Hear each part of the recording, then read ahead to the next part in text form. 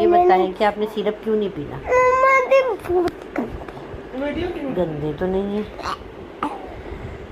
कावा भी इतना गंदा।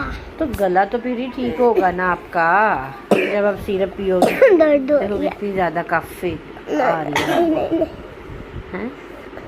एक दफा बस हम ऑक्सल पी लो ना, एंटीबायोटिक है ना वो बेटा, हैं? फिर मेरी चंदा ठीक हो जाएगी ना मेरी शहजादी, मेरी मिठी, मेरा गुड्डा। मुझे हमने सुबह भी कल हमने 2 सिरप पिलाए, फिर हमने 2 सिरप पिलाए, फिर हमने 2 सिरप पिलाए, अब नहीं पीना माना।